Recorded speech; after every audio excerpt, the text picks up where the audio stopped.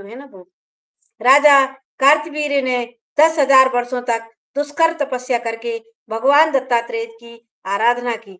पुरुषोत्तम दत्तात्रेय ने उन्हें 4 वरदान दिए। राजाओं में श्रेष्ठ अर्जुन ने पहले तो अपने लिए 1000 भुजाएं मांगी। दूसरे वर के लिए उन्होंने प्रार्थना की कि मेरे राज्य में लोगों को अधर्म की बात सोचते हुए भी मुझसे भय हो और वे अधर्म के मार्ग से हट जाएं। तीसरा वरदान इस प्रकार कहा, मैं युद्ध में पृथ्वी को जीतकर धर्म पूर्वक बल का संग्रह करूं। चौथे वर के रूप में उन्होंने यह मांगा, संग्राम में लड़ते लड़ते मैं अपनी अपेक्षा श्रेष्ठ वीर के हाथ से मारा जाऊं, मैंने और भी बड़े वीर से मारा जाऊं। राजा अर्जुन ने सहस्त्रार्जुन जिसको कहते हैं, सातों द्वीपों और नगरों से युक्त तथा सातों समुद्रों से घिरी हुई इस सारी पृथ्वी को छात्र धर्म के अनुसार जीत लिया। उस बुद्धिमान नरेश की इच्छा करते ही 1000 भुजाएं प्रकट हो जाती थी। महाबाहु अर्जुन के सभी यज्ञों में पर्याप्त दक्षिणा बांटी जाती थी। सब में सुवर्णमय यूप और सोने की ही वेदियां बनाई जाती थी। उन यज्ञों में संपूर्ण देवता सज धज कर विमानों पर बैठकर प्रत्यक्ष दर्शन देते थे। महाराज कार्तवीर्य ने 85,000 वर्षों तक एक छत्र राज किया। वे चक्रवर्ती राजा थे। योगी होने के कारण अर्जुन समय समय पर मेघ के रूप में प्रकट हो वृष्टि के द्वारा प्रजा को सुख पहुंचाते थे।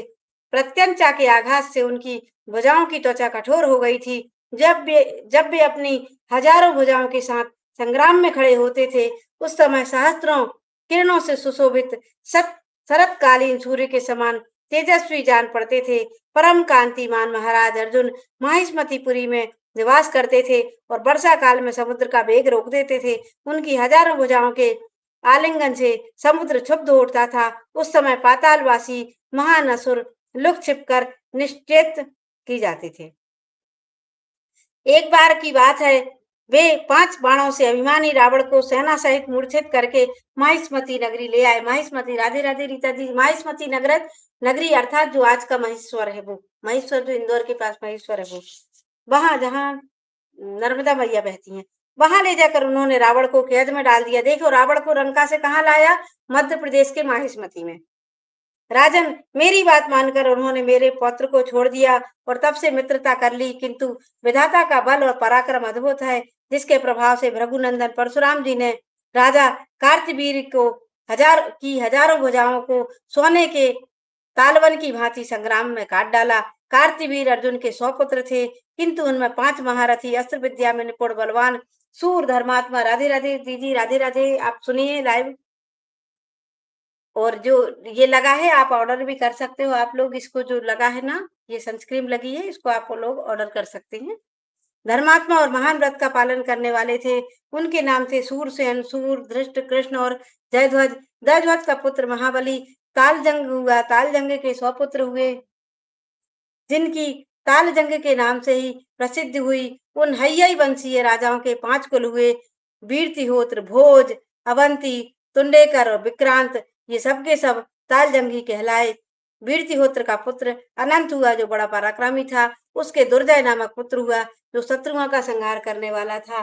तो राजा सहस्त्रबाहु की जो राजधानी थी वो थी मध्य प्रदेश की महेश्वर नगरी, जो इंदौर के पास है, जहां पर अहिल्याबाई वाली नगरी, जो अहिल्याबाई की नगरी है, वही राजा की है। वहां पर सहस्त्रबाहु भगवान का मंदिर भी बना हुआ है।